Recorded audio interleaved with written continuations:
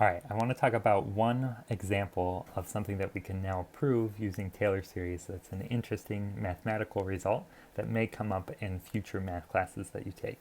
And so this involves complex numbers. And so we're going to need to use the fact that I is defined to be the square root of minus 1. Or in other words, that imaginary number I has the property that I squared is equal to minus 1.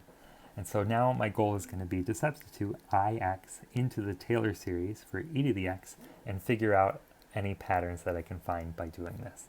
And so we had before that e to the x was equal to the sum of x to the n over n factorial from n equals 0 to infinity. And so then e to the ix is just going to be the same thing where I substitute in an ix everywhere x used to be. Okay, and so in order to figure out what's going on in more detail, I'm going to write out the terms of this series. And so the first term is a 1, and then I get an ix over 1 factorial, plus ix squared over 2 factorial, plus ix cubed over 3 factorial. And I'm going to write out maybe about 8 terms here. And so this pattern just keeps on going. And then my goal is going to be to simplify the i's in each of these expressions. Okay, so if I write the next line, then I can simplify the powers of the i's. And so maybe I'm going to need a little table here where I know that I to the 1 is just equal to I squared is equal to negative 1, which is what we defined I to be. And then I cubed is going to be equal to an I squared times I, which is the same as saying that it's negative I. And then I to the 4th would be I squared squared, which would be negative 1 squared, or in other words, 1. And so knowing these rules is going to help me simplify these powers quite a bit. And so now let's rewrite each of these terms with that simplification in mind. And so I can't really do anything with this first I here. That just has to be left as an I. And then the second one, because this is an I squared, I can really replace this with a minus 1. And so I'll get a minus x squared over 2 factorial. The third one is really an I cubed here. And so that'll give me a minus I. And then, so that's a minus I times x cubed over 3 factorial. And then the fourth one is an I to the 4th, and so that's just x to the 4th over 4 factorial.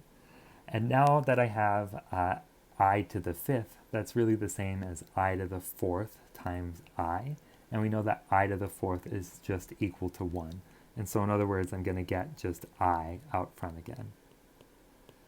And really at this point, the pattern that I had for the first 4 terms, so the I, minus 1, minus I, and plus 1, that's going to repeat for the next 4 terms, because if I just factor out an I to the 4th from each of these powers, that's really the same as factoring out a 1, and then the remaining terms are the same as what I had before.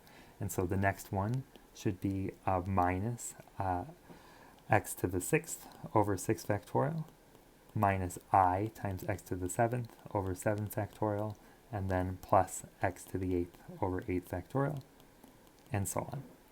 And so now the next thing I'm going to do is separate the terms that have an I in them and the terms that don't. And so you could see that every other term here does not have an I in it anymore.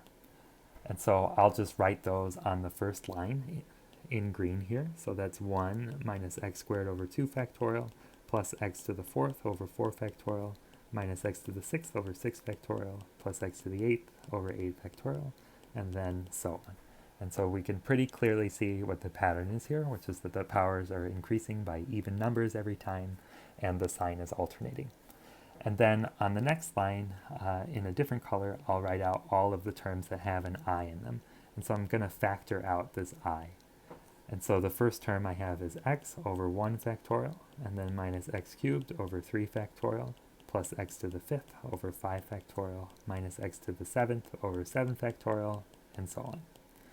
And so here we could see that all the terms that had odd powers of x ended up having an I in front, which I could then factor out.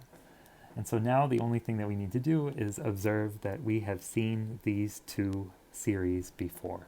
And so the first series is just the series for cosine of x, and the second series is the series for sine of x.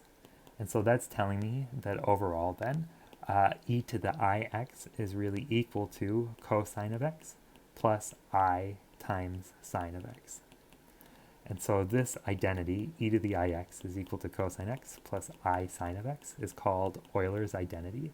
And it relates a bunch of functions that we've seen before by using complex numbers. And this identity becomes really important in some later on classes, in particular when you're trying to solve partial differential equations.